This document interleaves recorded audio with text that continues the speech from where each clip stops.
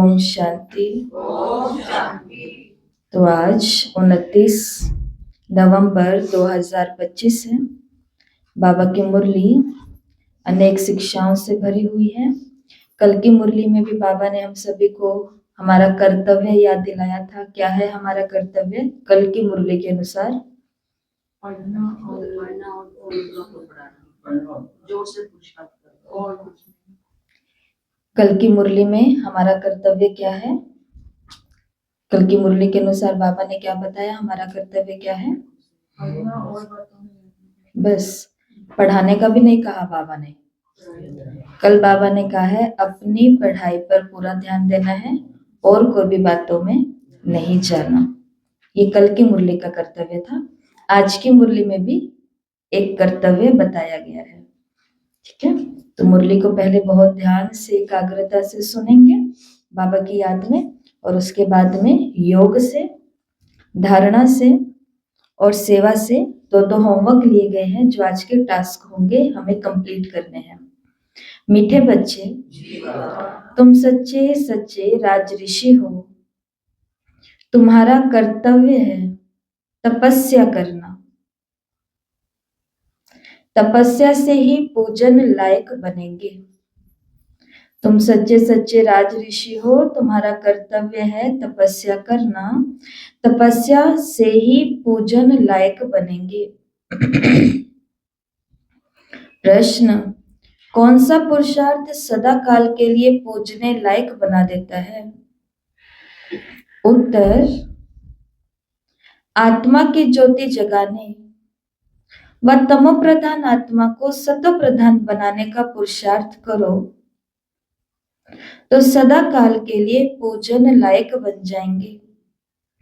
जो भी गफलत करते हैं वो बहुत रोते हैं। अगर पुरुषार्थ करके पास नहीं हुए, धर्मराज की सजाएं खाई, तो सजा खाने वाले पूजे नहीं जाएंगे।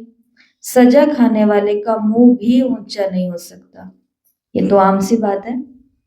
क्लास में भी कोई गलती करके बैठा हो और मुरली में वही बात आ जाए, उसका मुंह ही नीचे हो जाता है, मुंह भी नहीं ऊपर होता है, क्योंकि पता है कि ये, चाहे वो एक छोटी सी क्लास है, चाहे वो एक घर है, चाहे वो एक मोहल्ला, वो एक समाज है, या फिर भगवान की दरबार है। बाबा ने कहा जब धर्मराज सजा देगा उस समय अपना मुंह भी ऊंचा नहीं कर सकोगे।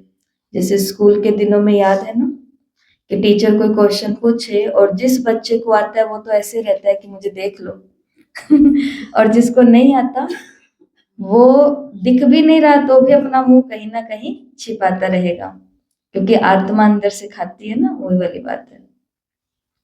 इसलिए सदा का पूजन लायक बनना है तो बाबा ने कहा आत्मा को तमो प्रधान से सतो प्रधान बनाने का पुरुषार्थ करो, ज्योति जगाओ, अब कोई भी गफलत नहीं करो। ओम शांति। रूहानी बच्चों प्रति रूहानी बाप समझा रहे हैं। पहले पहले तो बच्चों को समझाते हैं अपने को आत्मा निश्चय करो। पहले आत्मा है, पीछे शरीर है, जहां तहां प्रदर्शनी म्यूजियम है, क्लास में पहले पहले ये सावधानी देनी है कि अपने को आत्मा समझ बाप की याद में बैठो, बाप को याद करो।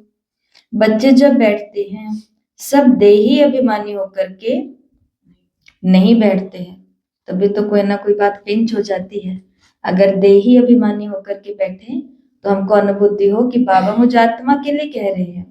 इसलिए बाबा ने कहा जब क्लास कराओ म्यूजियम में या प्रदर्शनी में समझाओ तो उस समय भी सबको क्या पक्का कराओ कि देही अभिमानी होकर बैठो, बाप की याद में बैठो। बाकी बाबा ने कहा कि सब बच्चे देही अभिमानी होकर नहीं बैठते हैं। यहाँ बैठते भी कहाँ कहाँ ख्यालात जाते हैं। सत्संग में जब तक कोई साधु आदि आए तब तक क्या बैठकर करते हैं, कोई ना कोई ख्यालात में बैठे रहते हैं। फिर साधु आया, कथा सुनाने लगते हैं। बाप ने समझाया ये सब भक्ति मार्ग में सुनना सुनाना है। बाप समझाते हैं ये सब है आर्टिफिशियल।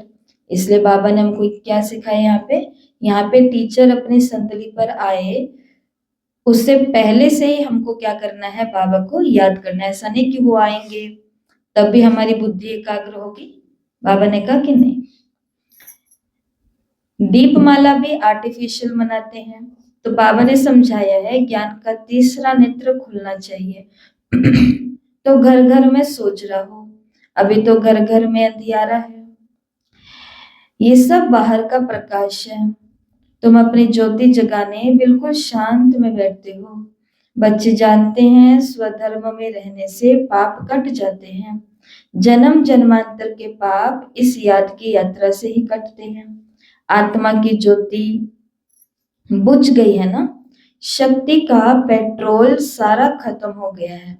आत्मा की ज्योति बुझ गई है, शक्ति का सारा पेट्रोल खत्म हो गया है। वो फिर भर जाएगा क्योंकि आत्मा पवित्र बन जाती है। कितना रात दिन का फर्क है। अब लक्ष्मी की कितनी पूजा होती। कई बच्चे लिखते हैं लक्ष्मी बड़ी या सरस्वती माँ बड़ी। लक्ष्मी तो एक होती है श्री नारायण की। अगर महालक्ष्मी की को पूछते हैं तो उनको 4 भुजा दिखाते हैं, उसमें फिर दोनों आ जाते हैं। वास्तव में उनको लक्ष्मी नारायण की पूजा कहा जाए। चतुर्भुज है ना, दोनों इकट्ठे हैं, परंतु मनुष्यों को कुछ भी समझ नहीं है। बेहद का बाप कहते हैं कि सभी बेसमझ बन पड़े हैं। लौकिक बाप कभी सारी दुनिया के बच्चों को कहेंगे क्या बेसमझ है। सभी बच्चे जानते हैं कि विश्व का बाप कौन है। खुद कहते हैं मैं सभी आत्माओं का बाप हूँ, तुम सब मेरे बच्चे हो। वो साधु लोग तो कह देंगे सब भगवान ही भगवान है। तुम जानते हो बेहद का बाप बेहद का ज्ञान समझा रहे हैं हम आत्माओं को। मनुष्यों को देह अभिमान रहता है मैं फलाना हूँ। शरीर पर जो नाम पड़ता है उस पर चलते आते हैं। अब शिव बाबा तो है निराकार सुप्रीम सोल, उस आत्मा पर नाम है शिव। आत्मा पर नाम एक ही शिव बाबा का है बस, वो है परमात्मा। परमात्मा उनका नाम है शिव। बाकी जो भी आत्माएं ढेर की ढेर है, उन सब के शरीरों के नाम पड़े हुए हैं। शिव बाबा यहाँ नहीं रहता, वो तो परम धाम से आते हैं। शिव अवतरण भी है। अभी बाप ने तुमको समझाया है सभी आत्माएं यहाँ आती है पाठ बजाने। बाप का भी पाठ है। बाप तो बहुत बड़ा काम यहाँ करते हैं, अवतार मानते हैं, तो उनकी तो हॉलीडे और स्टैम्प आदि भी होनी चाहिए। सब देशों में हॉलीडे होनी चाहिए क्योंकि बाप सबका सदगति दाता है। उनका जन्मदिन और चले जाने का दिन डेट आदि का किसी को पता नहीं पड़ता, क्योंकि ये तो न्यारा है ना, इसलिए सिर्फ शिवरात्रि कह देते। ये भी तुम जानते हो आधा कल्प है बेहद का दिन, आधा कल्प है बेहद की रात। रात पूरी होकर के दिन होता है, उसके बीच में बाप आते हैं। ये तो एक्यूरेट टाइम है। मनुष्य जन्मते हैं तो नगर पालिका में नोट करते हैं ना, फिर 6 दिन बाद उसका नाम रखते हैं, उसको कहते हैं नामकरण। कोई छठी भी कहते हैं। भाषाएं तो बहुत हैं। लक्ष्मी की पूजा करते आतिशबाजी जलाते हैं। तुम पूछ सकते हो लक्ष्मी का त्योहार आप मनाते हो, ये तख्त पर कब बैठी। तख्त पर बैठने का ही कारोनेशन मनाते हैं, उनका जन्म नहीं मनाते। लक्ष्मी का चित्र थाली में रख उनसे धन मांगते हैं। इतना सब कुछ करते हैं किसके लिए, अपने स्वार्थ के लिए धन मांगते। और लक्ष्मी जी ने धन दे दिया, फिर क्या करेंगे उस धन का, लक्ष्मी का मंदिर बनवाएंगे, फिर तो वो माँ याद भी नहीं आएगी। तो बाबा ने कहा कि लक्ष्मी का चित्र थाली में रखेंगे, उनसे धन मांगते हैं बस, और कुछ नहीं। मंदिर में जाकर भल मांगेंगे, परंतु दीपमाला के दिन तो उनसे सिर्फ पैसा मांगेंगे। पैसा देती थोड़ी है, ये जैसे कि भावना है। अगर कोई सच्ची भावना से पूजा करते तो अल्पकाल के लिए धन मिल सकता है, ये है ही अल्पकाल का सुख। कोई तो स्थायी सुख भी होगा ना। स्वर्ग का तो उनको पता नहीं। यहाँ स्वर्ग की भेंट में कोई खड़ा नहीं हो सकता। ये तुम जानते हो, आधा कल्प है ज्ञान, आधा कल्प है भक्ति, और फिर होता है वैराग्य। समझाया जाता है ये पुरानी छीछी दुनिया है, इसलिए फिर नई दुनिया जरूर चाहिए, और नई दुनिया को वैकुंठ, हेवन, पैराडाइज कहा जाता है। तो बाबा ने कहा पहले आधा कल्प है ज्ञान, तो वहां पर ज्ञान होता नहीं है, पर वहां पर ज्ञान की प्रारब्ध है, इसलिए सत्युग त्रेता है ज्ञान। द्वापर कलयुग है भक्ति, और बाबा ने कहा फिर क्या होता है वैराग्य। तो आज वैराग्य की पॉइंट हमें कौन सी मिली है जो पूरा दिन चिंतन करनी है? ये पुरानी छीछी दुनिया है, ये पुरानी छीछी दुनिया है, ताकि जो टेम्पटेशन है उनके प्रति, प्रलोभनों के प्रति हमारा कोई आकर्षण ना हो। क्योंकि जितना थोड़े दिन पहले मुरली में बाबा ने क्या बोला कि कन्या जो खूबसूरत है वो खूबसूरती भी इसके लिए क्या है, मुसीबत है, क्योंकि टेम्पटेशन है ना, आकर्षण होता है उस तरफ। इसलिए बाबा ने कहा कि वैराग्य रखो। किस बात का वैराग्य? कि ये दुनिया पुरानी है, छीछी है, ये दुनिया पुरानी है, छीछी है, ताकि वो जो पहले सुंदरता दिख रही है ना, उससे पहले ही हमें उसकी गंदगी दिखाई देने लग जाए कि है क्या इसके अंदर, कुछ भी नहीं है। इसके ऊपर भी कितनी कहानियां वैराग्य पर। तो बाबा ने कहा नई दुनिया को तो वैकुंठ कहा जाता, हेवन कहा जाता, पैराडाइज कहा जाता।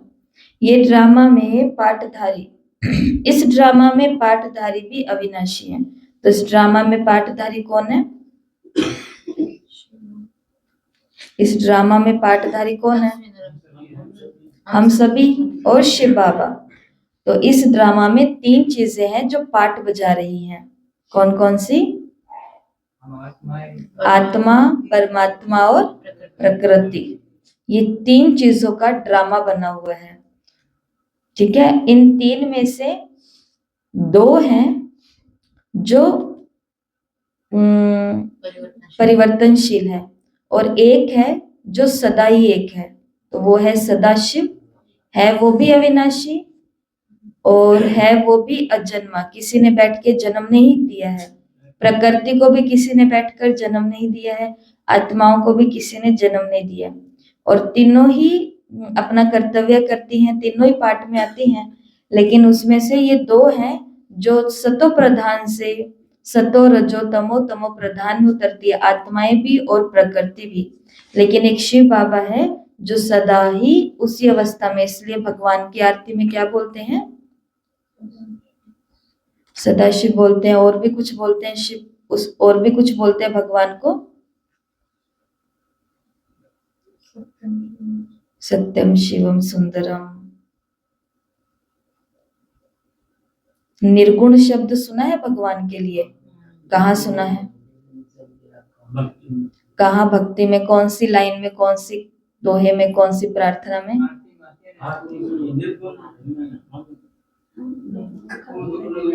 वो तो गुरु ग्रंथ साहिब का है, मुझ निर्गुण हारे में कोई गुण नहीं, आपे ही तरस परोई। और भी कहीं निर्गुण आता है। ओ पालन हारे निर्गुण और न्यारे, तुमरे बिन आपके सिवाय हमारा और कोई नहीं है। ऐसा एक गीत बना हुआ है, सुना हुआ है सभी ने ये गीत? तो उसके अंदर क्या बोलते हैं? ओ पालन हारे निर्गुण और न्यारे। वहां पर भगवान को क्या बोला गया है? निर्गुण बोला गया है। किसी ने कभी विचार किया कि उसको निर्गुण क्यों बोला गया? वो तो गुणों का सागर है, और यही निर्गुण हम अपने लिए बोलते हैं, मुझे निर्गुण हारे में कोई गुण नहीं। तो भगवान को निर्गुण क्यों बोला गया? वो गुण अवगुण वाला निर्गुण नहीं है, वो निर्गुण है सतो रजो तमो, ये 3 गुण होते हैं। इन तीनों गुणों में भगवान नहीं आते हैं, वो निर्गुण है, क्योंकि वो सदा है और वो शाश्वत है, वो अविनाशी एक ही है बस। इसलिए बाबा ने यहाँ पर बोला कि इस ड्रामा में पाठधारी भी अविनाशी है। तुम बच्चों को मालूम पड़ा है कि हम आत्मा पाठ कैसे बजाती हैं, बाबा ने समझाया है।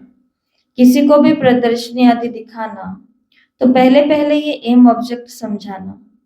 सेकंड में जीवन मुक्ति कैसे मिलती है, जन्म मरण में तो जरूर आना ही है। तुम सीढ़ी पर बहुत अच्छी रीति समझा सकते हो। रावण राज्य में ही भक्ति शुरू होती है। सतयुग में भक्ति का नामो निशान नहीं होता। ज्ञान और भक्ति दोनों अलग अलग है ना। अभी तुमको इस पुरानी दुनिया से वैराग्य है। तुम जानते हो ये पुरानी दुनिया अब खत्म होनी है। बाप सदैव बच्चों को सुखदाई बाप सदैव बच्चों के सुखदाई ही होते हैं। बच्चों के लिए बाप कितना माथा मारते हैं। बच्चों के लिए ही तो गुरुओं के पास जाते हैं, साधुओं के पास जाते हैं। कैसे भी करके बच्चा हो, क्योंकि समझते हैं बच्चा होगा तो उनको मिल्कियत देकर जाएंगे, बच्चा हो तो उनको हम वारिस बनाएंगे। तो बाप कभी बच्चों को दुख थोड़े ही देंगे, इम्पॉसिबल। तुम माता पिता कहकर फिर कितनी रड़ियां मारते हो, समझा बात को। एक तरफ तो भगवान को बोलते हैं कि आप मेरे माता पिता हो, ऊपर से फिर रड़ियां मारते हैं, तूने मेरा ये ले लिया, तूने मेरा वो ले लिया, तूने मेरा सुना ही नहीं, तूने मेरा माना ही नहीं, तो है ही नहीं। सीधा डिक्लेयर ही कर दिया कि तू तो है ही नहीं। और ये रड़ियां मारते मारते आज हम कहाँ आ गए, रिश्तों में भी आ गए। तारीफें इतनी करते हैं और पीछे से रड़ियां कितनी बुरी बुरी मारते हैं। तो बाबा ने कहा कि बाप अपने बच्चे को कभी दुख दे सकता है? इम्पॉसिबल। कर्म भुगतने पड़ेंगे जो करके आए हैं। भगवान किसी को बैठ करके दुख नहीं दे रहा, हमारे कर्म हैं जो हमारे सामने आ रहे हैं। तुम माता पिता कहते हो और फिर कितनी रड़ियां मारते हो, तो बच्चों को रूहानी बाप सुख का रास्ता बताते हैं। सुख देने वाला एक बाप भी है, दुख हरता सुख करता एक रूहानी बाप है। ये विनाश भी सुख के लिए ही होता है, नहीं तो मुक्ति जीवन मुक्ति कैसे पाएंगे। परंतु ये भी कोई समझते थोड़ी हैं। यहाँ तो ये है गरीब अबलाएं जो अपने को आत्मा निश्चय कर सकती। बाकी बड़े लोगों को तो अपना देह का अभिमान इतना कड़ा पक्का हो गया है, जो बात मत पूछो। बाबा बार बार समझाते हैं, तुम राज ऋषि हो। ऋषि हमेशा तपस्या करते हैं, वो तो ब्रह्म को तत्व को याद करते हैं, या कोई काली आदि को भी याद करते होंगे। बहुत सन्यासी हैं जो काली की पूजा करते हैं, माँ काली कह करके पुकारते हैं। बाप कहते हैं इस समय सब विकारी हैं, काम चिता पर बैठ सब काले हुए हैं। माँ बाप बच्चे सब काले हैं, ये बेहद की बात है। सतयुग में काले होते नहीं, सब गोरे हैं, फिर कभी सांवरे बनते हैं। ये तुम बच्चों को बाप ने समझाया है। थोड़ा थोड़ा पतित होते होते बिल्कुल अंत में आकर के काले हो जाते हैं। अभी आत्माएं कैसी हो चुकी हैं? बिल्कुल काली। अब कोई सांवरा सुवरा नहीं है, अब हर आत्मा क्या हो चुकी है? काली। इसके लिए थोड़ा सावधान, खबरदार, होशियार। अब बातों का समय गया। काली काली आत्माएं कहाँ बैठी है? जिन्हें हम खिला रहे हैं, जिनका खा रहे हैं, जो हम खुद ही हैं। हो सकता है वो हम खुद ही हैं।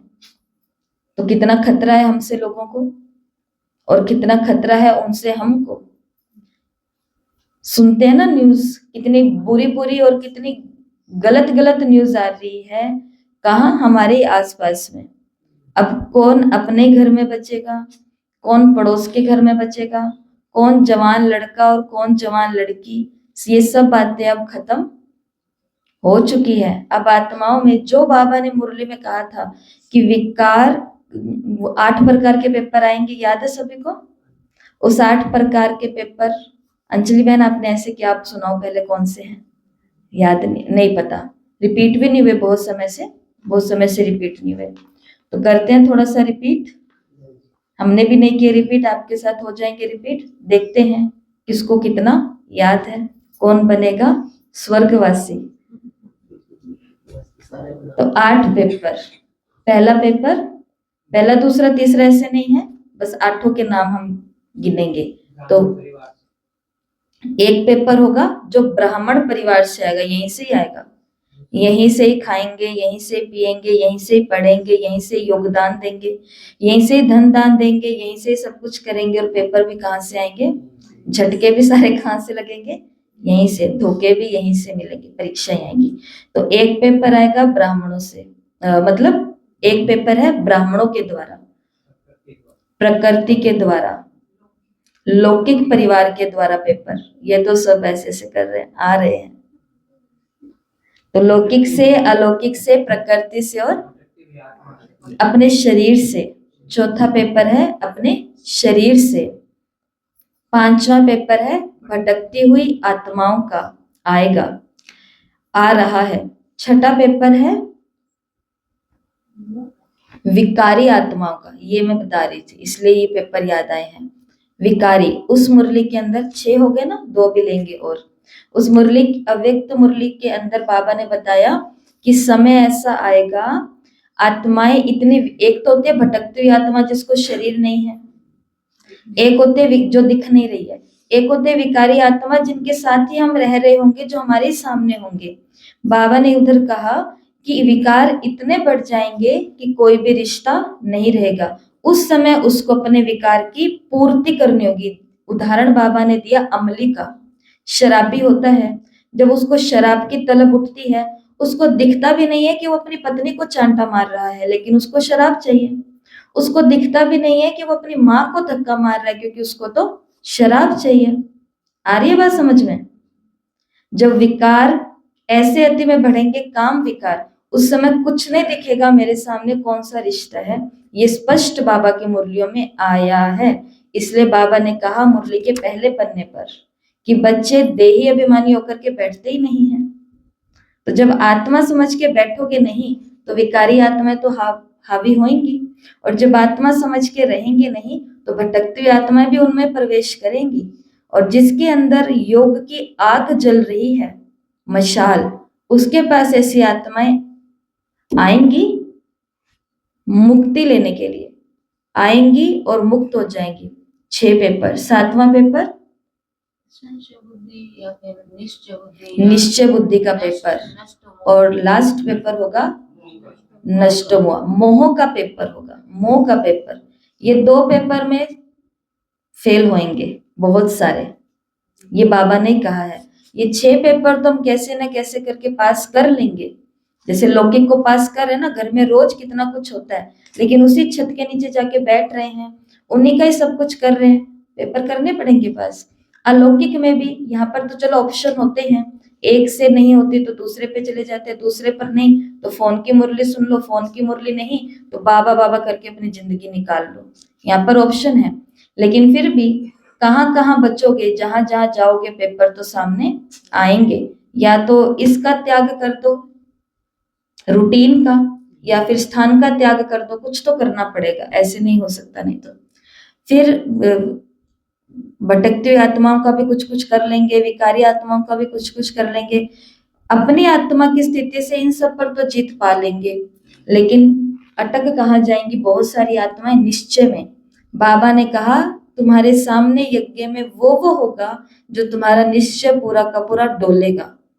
और यहाँ पर पता चलेगा कि पांडव पांडवपति के साथ है या कौरवों की राजाई में चले गए हैं। और जैसे भीम का दिखाते हैं ना, भीम को जहर दे करके नदी में डाल दिया गया था दुश्मनों के द्वारा, और सोचा कि भीम को हमने तो क्या कर दिया, मार दिया। लेकिन जब भीम उस नदी से बाहर निकला, तो जब गिरा था तो वो केवल भीम था, शक्तिशाली भीम। लेकिन जब कुछ समय के बाद नदी से बाहर निकला, एक बड़ा सारा पाठ पढ़ करके मेरे अपनों ने मुझे धोखा दिया, तो फिर भीम के अंदर कितनी शक्तियां थी? 100 हाथियों जितनी ताकत लेकर के वो बाहर निकला। और फिर जो उसने दुशासन का और इन सब लोगों का हाल किया, वो क्या बेहाल हुआ। मतलब वो कह रहा है मैं मर रहा हूं, लेकिन भीम छोड़ नहीं रहा, क्योंकि भीम के अंदर कितनी ताकत आ गई है? 100 हाथियों जितनी ताकत आ गई है। और ये कब आई ताकत? जब धोखा मिला, जहर पिलाया, धक्का मारा, मारा गया। तो निश्चय डोलेगा और मोह, मोह आ जाएगा। इसलिए आज की अव्यक्त मुरली में मोह से मुक्ति के लिए भी कुछ कुछ मंत्र हैं, बाबा सुनाएंगे। 8 पेपर हो गए, अब 2 हुए ना, निश्चय बुद्धि का और नष्ट मोह का। अब इन 8 पेपर के लिए हमको क्या रहना है, तैयार रहना है, क्योंकि चल रहे हैं, सावधान, तैयार, अटेंशन रहना है। और जब पेपर आ जाए तो मुंह नहीं लटका लेना, इन्होंने मुझे ऐसा क्यों कह दिया, इन्होंने मुझे वैसा क्यों कह दिया, क्योंकि पेपर है। अब कह दिया तो कह दिया, क्या करें। हाँ, पेपर हो रहे हैं। शिव बाबा ने कहा, ये बात हमने क्यों करी, हर बात को याद रखना कि कोई भी बात पर हम चर्चा क्यों कर रहे हैं मुरली पर। वो चर्चा इसलिए कर रहे हैं क्योंकि मुरली के अंदर पॉइंट उससे जुड़ा हुआ आता है। मुरली के अंदर पॉइंट आया, बाबा ने कहा अब सभी कैसे हो चुके हैं, काले हो चुके हैं, मतलब विकारी हो चुके हैं। इसलिए घर में सभी को क्या देखो, आत्मा। कोई माँ नहीं है, कोई पिता नहीं है, कोई बेटा नहीं है, कोई बेटी नहीं है, कोई बहू नहीं है और कोई जवाई नहीं है। सब कौन है, एक आत्मा है, आत्मा है। तो उनका भी बचाव होगा और हमारा भी होगा। शिव बाबा ने कहा बिल्कुल काले हो गए हैं। रावण ने काम चिता पर चढ़ाए सबको काला बना दिया है। अब मैं तुमको ज्ञान चिता पर चढ़ाता हूँ। आत्मा को ही पवित्र बनाना होता है। अब पतित पावन बाप आकर के पावन बनने की युक्ति बताते। पानी क्या युक्ति बताएगा, परंतु तुम किसी को समझाओगे तो कोर्टों में कोई समझदार समझ करके ऊंच पद पाते हैं। अभी तुम बाप से अपना वर्षा लेने आए हो 21 जन्मों के लिए। तुम आगे चलकर बहुत साक्षात्कार करेंगे, तुमको अपनी पढ़ाई का सब पता पड़ेगा। जो अभी गफलत करते हैं ना, वो बहुत रोएंगे। पढ़ाई पर तो ध्यान नहीं है, ध्यान किन पर है,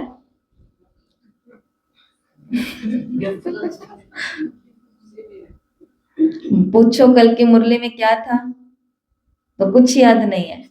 क्या था कल की मुरली में, कौन सुनाएगा। ये भूल भुलैया का खेल है। तुम घड़ी घड़ी बाप को भूल जाते हो। भूलने की पॉइंट देखो, याद है ना। हाँ, बाबा ने कहा खुशी के खजाने से तुमको संपन्न रहना है, खुश करना है सबको। माथे पे लगी तो भी कल खुश हुए। तो बाबा ने कहा कि तुम्हें अपनी पढ़ाई का सब मालूम पड़ जाएगा। जो भी गफलत करते हैं वो बहुत रोएंगे, सजाएं बहुत होती हैं, फिर पद भ्रष्ट हो जाएगा, मुंह ऊंचा नहीं कर सकेंगे। इसलिए बाप कहते हैं मीठे मीठे बच्चों, पुरुषार्थ करके पास हो जाओ, जो तुम्हें कुछ भी सजा ना खानी पड़े, तब पूजन लायक बनेंगे। सजा खाई तो फिर थोड़े पूजे जाएंगे। अभी बच्चों को पुरुषार्थ बहुत करना चाहिए, अपनी आत्मा की ज्योति जगानी है। अभी आत्मा को सतो प्रधान बनाना है। आत्मा है ही बिंदी, एक सितारा है, उनका और कोई नाम नहीं रख सकते। बच्चों को समझाया है, उनका साक्षात्कार हुआ है। स्वामी विवेकानंद और रामकृष्ण परमहंस का बताते हैं, उसने देखा उनसे कुछ लाइट निकली। बाबा ने कहा सो तो आत्माएं निकलती है। उसने समझा कि वो मेरे में समा गई। अब आत्मा कोई आत्मा में थोड़ी समाएगी, वो तो जाकर दूसरा शरीर लेती। पिछाड़ी में तुम बहुत देखेंगे, नाम रूप से न्यारी कोई चीज होती नहीं। आकाश पोलार है, उसका भी तो नाम है ना। ये तुम बच्चे समझते हो, कल्प कल्प स्थापना जो होती आई है वही होनी है। हम ब्राह्मण नंबरवार पुरुषार्थ करते रहते हैं। जो जो सेकंड गुजरता है उसको ड्रामा कहा जाता है। सारी दुनिया का चक्कर फिरता रहता है। ये 5000 वर्ष का चक्कर जो मिसल फिरता रहता, टिक टिक होती रहती। अभी तुम मीठे मीठे बच्चों को सिर्फ बाप को याद करना है। चलते फिरते काम करते बाप को याद करने में ही कल्याण है। फिर माया चमाट लगा देगी। तुम हो ब्राह्मण, ब्रह्मरी मिसल कीड़ों को आप समान ब्राह्मण बनाना है। वो ब्रह्मरी का तो एक दृष्टांत है। सच्चे सच्चे तुम ब्राह्मण हो, ब्राह्मणों को ही फिर देवता बनना है। तुम्हारा ये पुरुषोत्तम बनने का संगम युग है। यहाँ तुम आते ही हो पुरुषोत्तम बनने के लिए, पहले ब्राह्मण जरूर बनना पड़े। ब्राह्मणों की चोटी है ना, तुम ब्राह्मणों को समझा सकते हो। बोलो, तुम ब्राह्मणों का तो कुल है, ब्राह्मणों की राजधानी नहीं है। तुम्हारा ये कुल किसने स्थापन किया? तुम्हारा बड़ा कौन है? और तुम फिर उनको समझाएंगे तो वो बहुत खुश होंगे। ब्राह्मणों को मान देते हैं तो फिर वो शास्त्र आदि सुनाते हैं। पहले राखी बांधने के लिए भी ब्राह्मण जाते थे, आजकल बच्चियां जाती हैं। तुमको तो राखी उनको बांधनी जो पवित्रता की प्रतिज्ञा करे। प्रतिज्ञा जरूर करनी पड़े। भारत को फिर से पावन बनाने के लिए ये प्रतिज्ञा करते हैं। तुम भी पावन बनो, औरों को भी पावन बनाओ। और किसकी ताकत नहीं जो ये कह सके। तुम जानते हो ये अंतिम जन्म पावन बनने से हम पावन दुनिया के मालिक बनते हैं। तुम्हारा धंधा ही ये है। ऐसे मनुष्य कोई होते नहीं। तुमको जाकर ये कसम उठवाना है। आए समझ में? क्या कहा बाबा ने? बाबा ने कहा ये तो सब लोग बोलते हैं, एक ही बात है। वो भी ऐसा समझाते हैं, आप भी ऐसा समझाते हो, एक ही बात है। ब्रह्मा कुमारियां भी ये कहती है, वो भी ये कहती है, एक ही बात है। बाबा ने कहा अब तुम ऐसा कुछ करती हो जो संसार में कोई दूसरा करने की हिम्मत भी नहीं रख सकता। अगर आज आप सभी को ये टास्क दिया जाए कि आज किसी भी एक आत्मा से पवित्रता की प्रतिज्ञा करानी है, आजीवन ब्रह्मचर्य पवित्रता की प्रतिज्ञा, भारत तभी पावन बनेगा जब हम पावन बनेंगे। उसको समझाना है उस आत्मा को कि तुम जिस दिन पावन बन गए ना, उस दिन ये भारत पावन बन जाएगा। ऐसा उस आत्मा में बल भरना है कि आज के आज वो आत्मा पवित्र बनने की बाबा के आगे आकर के कसम खा ले कि अपनी अंतिम सांस तक मैं क्या रहूंगा, पवित्र रहूंगा। हो सकता है ये सोच करके देखो। आप किसी आत्मा के पास गए, आत्मा मतलब अपने लौकिक ही होंगे वो ज्यादातर, तो आप उनको जाकर के इसके बारे में बता रहे हो क्या हो रहा है वहां पर। पहले तो क्या ये कह पाएंगे उनको हम? आप एकदम तो कह नहीं सकते। कितने साल, कितने महीने तो उनकी पालना करनी पड़ेगी। फिर पालना करते करते जब उनका दिल हम पूरा जीत लेंगे, हम जब सामने वाले का दिल जीत लेंगे, सामने वाला समझ लेगा कि ये इस संसार में वो आत्मा है जो हमको बहुत प्यार करते हैं, जो हमारे लिए सिर्फ अच्छा ही अच्छा सोचते हैं। वो आत्मा फिर आगे से पूछती है कि हमको और बाबा को याद करना है, और बाबा का अनुभव करना है, हम और क्या करें? तब फिर हम उस स्नेह के आधार से, उस विश्वास के आधार से उसको बाबा की क्या बता पाते हैं, ये श्रीमत बता पाते हैं कि आप ये करो। ये करने में एक लंबा समय लगता है।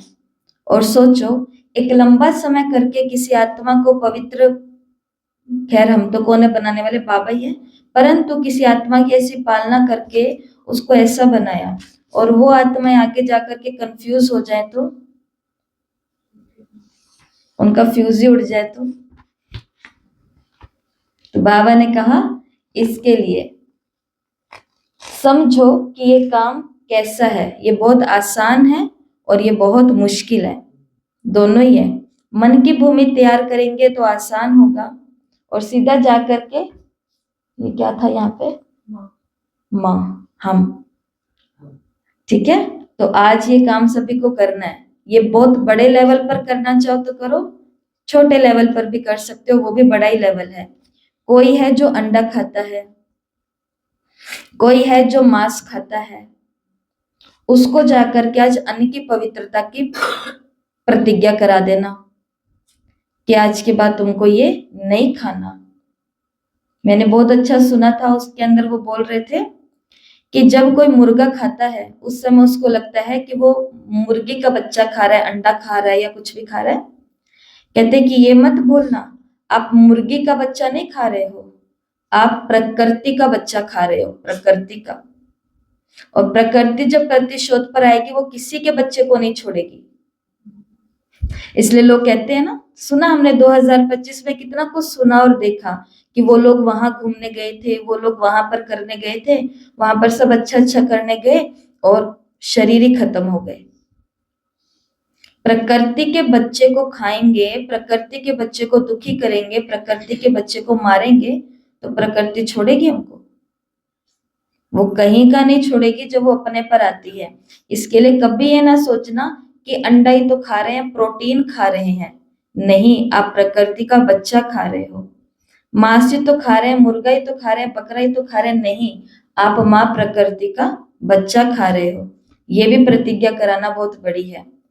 करे नहीं करे हमको क्या चाहता है, लेकिन हमें हमें भी तो बोलना आना चाहिए, पवित्र बनो। ये बोलती नहीं है माताएं अपने घर वालों को, सिखाते ही नहीं है। उनके कान के अंदर से गुजारो तो सही ये बात, उनको पता तो रहे कि ये भी कोई चीज होती है। करे नहीं करे हमको क्या जाता है। जैन धर्म में बहुत अच्छी बात हमको सिखाई जाती है। वो हमको सिखाते थे, बताते हैं वो लोग, ऐसे ही समझाते हैं कि हमारा काम है सबको शिक्षा देना। कम से कम बोल करके उनको शिक्षा दे तो सही। जिसके लिए बाबा मुरली में बोलते हैं लास्ट में, कोई आत्मा कम से कम उल्हाना तो ना दे कि हमें तो बताया ही नहीं। इसके लिए कम से कम ये प्रतिज्ञा, भगवान धरती पर आया है और उसको हमसे क्या चाहिए। अब छोड़ो इन विषय वासनाओं को, कसम उठाओ। बाबा ने कहा काम महाशत्रु है, इस पर जीत पानी है, इस पर जीत पाने से तुम जगत जीत बनेंगे। इन लक्ष्मी नारायण ने जरूर आगे जन्म में पुरुषार्थ किया है, तब तो ऐसा बने हैं। अभी तुम बता सकते हो किस कर्म से इनको ये पद मिला। इसमें मूंझने की कोई भी बात नहीं। तुमको कोई इस दीपमाला आदि की खुशी नहीं है। तुमको तो खुशी है हम बाप के बने हैं, उनसे वर्षा पाते हैं। भक्ति मार्ग में मनुष्य कितना खर्चा करते हैं, कितने नुकसान भी हो जाते हैं, आग लग जाती है, परंतु फिर भी समझते तो नहीं है। तुम जानते हो अभी हम फिर से अपने नए घर में जाने वाले हैं। चक्र फिर से हूबहू रिपीट होगा। ये बेहद की फिल्म है। ध्यान रखना इस बात का। आज बाबा ने किसको याद किया? मूवी को, फिल्म को, स्लाइड को। एक बारी जो चला गया डाटा, एक बारी जो रिकॉर्डिंग हो गई, अब उस कैसेट को चाहे हनुमानगढ़ में बैठ के देखो चाहे लंदन में बैठ के देखो, आज बाबा ने लंदन को भी याद किया उस मुरली में, चाहे किसी एक टापू पर बैठ करके देखो, जो सीन सीनरी रिकॉर्डिंग है वही सीन सीनरियां चलेंगी। तो बाबा ने कहा कौन सा भी कल्प हो, लेकिन हर कल्प में, हर युग में, हर दिन हमने कैसे बिताया है वो वही उस फिल्म की उस स्लाइड में आ जाएगा। स्लाइड समझते हो ना? जब यहाँ पर वो प्रेजेंटेशन दिखाते हैं तो एक फोटो निकलती है, दूसरी आती है, दूसरी निकलती है, तीसरी आती है। बाबा ने दोनों बातों को याद किया। ये बेहद की फिल्म है, ये बेहद का स्लाइड है। बेहद के बाप के बने हैं तो कपारी खुशी होनी चाहिए। कौन सी? कांपने वाली नहीं, कपारी खुशी, बहुत ज्यादा खुशी जिसमें रोमांच खड़े हो जाए। हम बाप से स्वर्ग का वर्षा जरूर लेंगे। कौन कौन है जो बाबा से स्वर्ग का वर्षा जरूर लेंगे? अपना अपना बताओ। सारों का, सारों की गारंटी नहीं है, अपनी अपनी गारंटी। वेरी गुड, ठीक है, हाथ नीचे कर सकते हैं।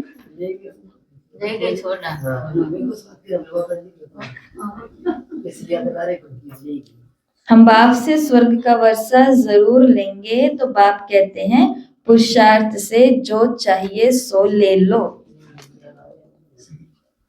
पुरुषार्थ करना पड़ेगा तपस्या तो करनी पड़ेगी। कल हमने अनाउंस किया शाम की क्लास में कि अमृत वेला शुरू हो रहा है निरोगी काया के ऊपर, स्वास्थ्य के ऊपर। तो फिर वही बातें चल रही थी कि हाँ दीदी अमृत वेले होएगा। मैंने कहा अमृत वेला तो अमृत वेले ही होएगा लेकिन निरोगी काया तो चाहिए, पर अमृत वेले नहीं करना, पर वो उठने का आलस है। तो फिर बाबा ने कहा हाँ हाँ हाँ जरूर जरूर स्वर्ग का वर्षा जरूर लो। लेकिन ये ऐसा बाबा ने नहीं बोला, हम बोल रहे हैं। लेकिन बाबा ऐसे ही कह रहे हैं अपने बच्चे को, लो बच्चे स्वर्ग तुम्हारे लिए तो है। उठती 4 बजे के अगर कोई कह दे 10 रुपए घर के आगे कोई रख करके जाने वाला है, तो हम सभी बच्चे भी उठ जाते घर के, क्योंकि चॉकलेट खानी है ना दिन में एक बारी। बहुत बड़ी चीज है। गाँव में तो ये ज्ञान नहीं हो, उठते हो जल्दी है 4 बजे, 4 साढ़े 4। गांव वालों को कहो कि 4 बजे उठ करके आपको बाबा को याद करना है, ठीक है। 4 बजे हाँ 3 साढ़े 3 उठ जाते हैं। हाँ, कईयों का पहले से संस्कार था, और जिन्होंने बनाया है वो और भी ज्यादा तारीफ के लायक है। उन्होंने तो बनाया है बाबा के प्यार में। बाबा कहते हैं पुरुषार्थ से जो चाहे सो ले लो। अंडरलाइन करना, दिन में 1000 बार इस बात को याद करना। अगली लाइन जो बाबा ने कही है, पुरुषार्थ जरूर करना पड़ेगा। करना पड़ेगा तभी तो कुछ मिलेगा। करना पड़ेगा।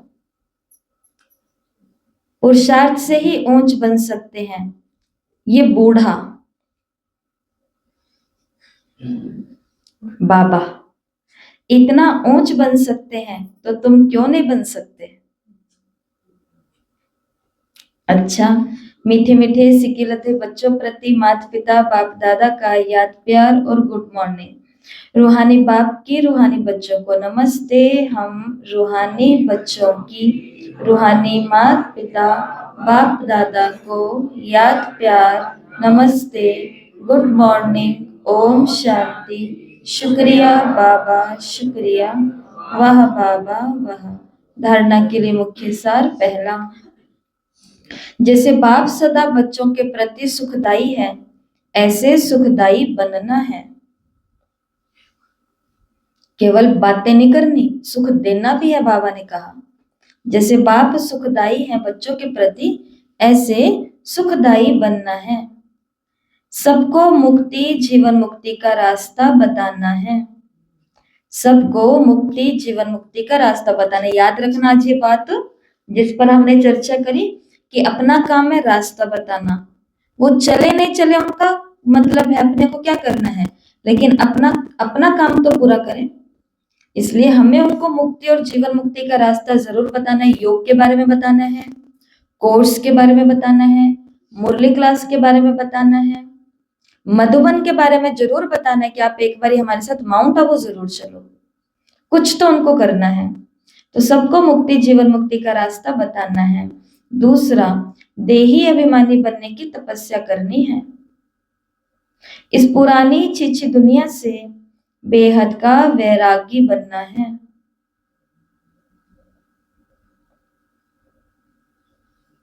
वरदान, हर एक की विशेषता को स्मृति में रखते हुए फेथफुल बन। हर एक की विशेषता को स्मृति में रखते हुए फेथफुल बन। एक मत संगठन बनाने वाले सर्व के शुभ चिंतक भव। एक मत संगठन बनाने वाले सर्व के शुभ चिंतक भव।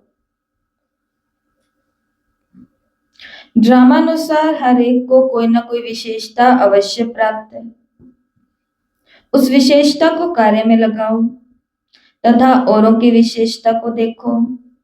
एक दो में फेथफुल रहो, विश्वासी, तो उनकी बातों का भाव बदल जाएगा। जब हर एक की विशेषता को देखेंगे तो अनेक होते भी एक दिखाई देंगे। एक मत संगठन हो जाएगा। कोई किसके गलाने की बात सुनाए तो उसे टेका कर देने के बजाय सुनाने वाले का रूप परिवर्तन कर दो, तब कहेंगे शुभ चिंतक। कोई किसी के गलाने की बात सुना रहा है, बाबा ने कहा उसको टेका करो, मतलब टेका देने के बजाय सुनाने का रूप परिवर्तन कर दो। हाँ, हंकारा उस दिन सिखाया था ना, बताया था ना कि जब हम किसी की बात में हाँ मिलाते हैं तो उसको क्या मिल जाती है, वो काम करने की ताकत मिल जाती है। और वो ताकत ही तो नहीं देनी, इसलिए बाबा ने कहा टेका शय। जैसे उदाहरण देते हैं ना, माँ अपने बच्चे को शय देती है, कोई बात नहीं, पहली बारी तो की है, कोई बात नहीं कोई बात नहीं, और फिर वो कितना बड़ा रूप निकल करके आता है। समझ सकते हैं ना इस चीज को। तो बाबा ने कहा ये जो उदाहरण सुनाती हूँ आपको, 2-5 दिन पहले का। कोई आए और वो नहाए हुए नहीं थे, कोई उनको लेकर के आए बाबा की बच्ची अपने युगल को। तो उन्होंने बोला कि दीदी ये नहाए हुए नहीं है, तो ये अंदर तो नहीं आ सकते ना। मैंने बोला, रुक गई मैं 1-2 सेकंड। फिर मैंने सोचा कि अगर एक बारी छुट्टी दे दी कि आओ, तो अगली बारी ये तो अभी तो पूछा तो है कम से कम, अगली बारी तो बिना नहाए आकर के बैठ जाएंगे। मतलब ये तो पहली बारी रिगार्ड रखने के लिए पूछ लिया, लेकिन मैंने छुट्टी दे दी तो ये तो हर बारी बिना नहा करके आकर के बैठ जाएंगे। तो मैंने उनको बोला कि बाबा के घर में तो अपने नयों के लिए सोचते हैं, वो नए धोए नहीं होते, हमको नहीं पता चलता, तो ये उनके लिए है, कोई बात नहीं, लेकिन देख लो आपको जैसे सही लगे, मुझे तो ऐसा लगता है। मतलब उनको बात भी कह दी कि यहाँ पे अलाउड नहीं है, और थोड़ी देर वो रुके और फिर खुद ही चले भी गए। क्यों? ये कौन नहीं चाहता, कौन सी ब्रह्मा कुमारी नहीं चाहती कि एक युगल बाबा के घर आए, बाबा से अनुभव करे, दीदी की बातें सुने और बाबा के पक्के बच्चे बन जाए। बहनें यही तो मेहनत कर रही है ना कि युगल जुड़े, युगल जुड़े, जोड़े जुड़े, जोड़ा जुड़ेगा तो पूरा परिवार जुड़ेगा। लेकिन वही दीदी क्या बोलते हैं कि नहीं, नॉट अलाउड। कारण क्या है उसके पीछे का? क्योंकि वो शय नहीं देना चाहती कोई भी प्रकार की कमी को, क्योंकि एक बार ही शय दे दी तो सामने वाले को क्या मिल जाती है? छुट्टी मिल जाती है। इसलिए बहुत बारी लोग हमको बोलते हैं कि इनके अंदर तो बहुत अहंकार है, इनके अंदर तो अपना ही घमंड है, हर बात में ये ऐसे बोलते हैं।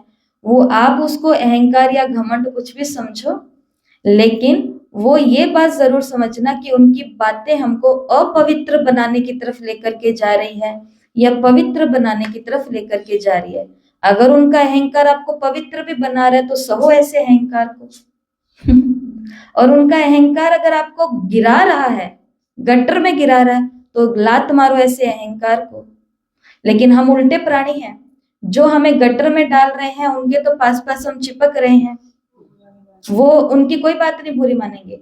और जो अपने स्वमान में रह करके हमें ऊंचा उठाने की कोई बात कह रहे हैं, उनसे मुंह फेरने में हम 1 सेकंड की भी देरी। ये है कर्मों की गुह्य गति। आत्मा का ड्रामा में पार्ट ही नहीं है ऊंचा उठने का। इसलिए बाबा ने क्या कहा कि कोई गलाने की बात अगर सुनाए ना आपके संगठन के बारे में, या आपके संगठन की बात हो रही है, कोई दूसरे तीसरे चौथे संगठन की बात नहीं हो रही है, आपके संगठन के बारे में कोई गलाने की बात करे, तो बाबा ने कहा उसको टेका देने के बजाय सुनाने वाले का रूप ही परिवर्तन कर दो, तब कहेंगे शुभ चिंतक। किसमें क्रोध नहीं है, किसमें अहंकार नहीं है, हमारे में सब में है, बहुत है, दूसरों के लिए भरे पड़े अहंकार और क्रोध से भरे पड़े हैं। स्लोगन, श्रेष्ठ संकल्प का खजाना ही श्रेष्ठ प्रारब्ध और ब्राह्मण जीवन का आधार है। श्रेष्ठ संकल्प का खजाना ही श्रेष्ठ प्रारब्ध और श्रेष्ठ ब्राह्मण जीवन का आधार है। इसलिए संकल्प कैसे करो? श्रेष्ठ श्रेष्ठ करो। आज के अव्यक्त इशारे हैं, अगर सेकंड में विदेही बनने का अभ्यास नहीं होगा तो लास्ट घड़ी युद्ध में ही चली जाएगी। और जिस बात में कमजोर होंगे ना, चाहे स्वभाव, चाहे संबंध, चाहे संकल्प शक्ति में, वृत्ति में, वायुमंडल के प्रभाव में, जिस भी बात में कमजोर होंगे, उसी रूप में जानबूझ कर भी माया लास्ट पेपर जरूर लेगी, उसी रूप में आएगी। इसलिए विदेही बनने का अभ्यास बहुत जरूरी है। कितने गहरे हैं बाबा के अव्यक्त इशारे। आशा दीदी के जैसे पालक है, उसका कीड़ा पालक जैसा ही है। हाँ, बहुत अच्छा उन्होंने उदाहरण दिया। गेहूं का कीड़ा गेहूं के कलर का ही होता है, पालक का कीड़ा पालक के कलर का, मटर का मटर, हाँ, छोले का छोले जैसा, चावल का चावल जैसा, आटे का आटे जैसा। पत्ता गोभी देखो तो पत्ता गोभी जैसा। क्यों ऐसा होता है? क्योंकि जिस कमजोरी में हम खुद प्रभावित हैं, वो उसी रूप में ही माया आएगी। इसलिए बाबा ने कहा पहले अपने माया को भगाने की कोशिश नहीं करो, अपने कमजोरियों के गेट बंद करने की कोशिश करो। ठीक है, तो आज की मुरली के, तो आज हमारे 3 सब्जेक्ट के होमवर्क है, 2 होमवर्क है। योग का होमवर्क आज पूरे दिन के लिए, आज पूरे दिन में 3 बारी जो मुरली में बाबा ने अभ्यास कराया, मैं आत्मा हूँ, मैं आत्मा हूँ। बाबा ने सितारा बोला, यहाँ पर है मैं बिंदी, ज्योति स्वरूप आत्मा हूँ, देह से अलग हूँ, शांत हूँ, शक्तिशाली हूँ। दिन में कितनी बारी करना है? 3 बारी, कि मैं बिंदी, मैं ज्योति स्वरूप आत्मा हूँ, देह से अलग, शांत और शक्तिशाली हूँ। ठीक है, यह है योग का। कब करना है? जब योग में बैठेंगे या चलते फिरते जब आप बाबा की याद में हैं। यह है आत्मिक स्मृति के लिए और यह है शिव बाबा की याद के लिए। आज की मुरली से होगा छोटी छोटी याद। एक होता है व्रत और एक होता है अणुव्रत। अणुव्रत किसको बोलते हैं? छोटे छोटे व्रत, छोटी छोटी प्रतिज्ञा। तो आज हमको कौन सी याद करनी है? बाबा को छोटी छोटी याद करनी है। तो उस छोटी छोटी याद में 20 बारी बस ये बात अपने आप को याद करानी है। शिव बाबा, मैं आपका बच्चा, आप ही मेरे सदगति दाता। बोलो शिव बाबा, मैं आपका बच्चा, आप ही मेरे सदगति दाता। छोटी छोटी याद करें, ठीक है? 20 बारी बस, बहुत आसान है। 3 बारी आत्मिक स्थिति का अभ्यास करना है और 20 बारी बाबा की छोटी याद लेनी है। हो गया। धारणा को होमवर्क है। वैराग्य के बारे में आज बाबा ने बोला और कुछ लक्ष्य है आज के मूल्य में सुखदायी बनने के लिए। तो वैराग्य के लिए कौन सी पॉइंट याद रखनी है? दुनिया को देखते हुए कि ये दुनिया, बोलना नहीं है किसी को। वैराग अंदर होता है, जबान पर नहीं होता। कहते हैं ना, हाथी के दांत दिखाने के कुछ और होते हैं, खाने के कुछ और होते हैं। तो इसके लिए कौन सी बातें बोलने वाली और कौन सी बातें नहीं बोलने वाली है, इस बात की भी ट्रेनिंग जरूर लेनी है। तो माताएं घर वालों को क्या धमकी देती है कि मेरे को ज्यादा परेशान किया ना, बैग पैक करके दीदी के पास चली जाऊंगी। क्योंकि आप सभी तो ये कोई है ही नहीं, कोई मेरे लायक नहीं है, सब छीछी हैं। पुरानी दुनिया काली आत्माएं बन चुकी है। मुरली में जो सुनते हैं घर जाके सारी बातें नेगेटिव सुना देते हैं उनको। वो इंतजार करे कोई पॉजिटिव बात भी तो हमको सुनाओ, तुम्हारी मुरली में क्या बोला। तो ये दुनिया क्या है? पुरानी है और छीछी है। ये कभी याद करना, जब मेरे को कोई कपड़े की तरफ आकर्षण हो रहा है, जब मेरे को कोई देहधारी की तरफ आकर्षण हो रहा है, जब मेरे को कोई टेम्पटेशन आ रही है, उस समय कहना छीछी है। अब तो मुझे नए घर स्वर्ग में जाना है और अब मेरे पुराने संस्कार नहीं चलेंगे। याद रखना मुरली की पॉइंट। बाबा ने कहा, बच्चे कहते बाबा स्वर्ग का पूरा वर्षा लेंगे। बाबा ने कहा बच्चे पुरुषार्थ से लो, मतलब पुराने संस्कार अब नहीं चलेंगे। आलस के संस्कार से स्वर्ग में जाएंगे?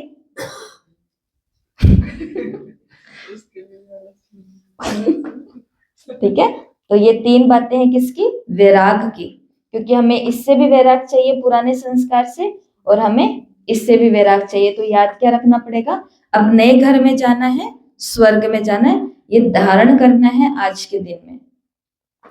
आज का लक्ष्य है, आज बाबा ने बोला जैसे तुम्हारे पिता सुखदाई हैं, तुम्हें भी सबको सुख देना है। तो आज किसी को भी दुखदाई वाणी नहीं कहनी है, आज किसी की भी गलानी नहीं करनी। कल करेंगे, आज नहीं करनी। और कल कभी आएगा नहीं। कल आए तो फिर कल भी बोलना कि कल करेंगे। तो आज कोई भी गलानी नहीं करनी, सिर्फ शुभ भावना और शुभ दृष्टि रखने की। बाबा इस आत्मा को सद्बुद्धि दो, बाबा इस आत्मा का भी भला हो। तो आज कोई दुखदाई वाणी नहीं, आज किसी की गलानी नहीं, केवल शुभ भावना और शुभ दृष्टि। फिर आज की सेवा है जो आपको बता दिया, पवित्रता की प्रतिज्ञा। और क्या है ये प्रतिज्ञा? हम पावन बनेंगे तो तब ये सारा भारत क्या बन जाएगा? पावन बन जाएगा। और वायुमंडल की सेवा करनी है आज। सारी दुनिया की आत्माएं शांति का अनुभव कर रही है। जैसे कल का बहुत अच्छा था कि मैं जिसको भी देख रही हूँ वो सुख में जा रहे हैं। ऐसे ही आज कौन सी सेवा करनी है? अपने घर के वायुमंडल की, यहाँ से गली से जाते समय वायुमंडल की, जिसको भी देखो उसकी, कि ये संसार की सभी आत्माएं शांति का अनुभव कर रही है। तो ये आज की मुरली से योग, धारणा और सेवा की होमवर्क है, तो सभी को जरूर करनी है। और आज का स्वमान है, मैं सच्चा सच्चा राज ऋषि हूँ। मैं सच्चा सच्चा राज ऋषि, इसलिए थोड़ी तपस्या में अपना हमें समय निकालना है। तो ये आज का स्वमान है, मैं सच्चा सच्चा राज ऋषि हूँ। कम से कम 21 बारी सभी को अपनी नोटबुक में अवश्य स्वमान का अभ्यास करना है और होमवर्क करके ग्रुप में जरूर पोस्ट करना है। ओम शांति।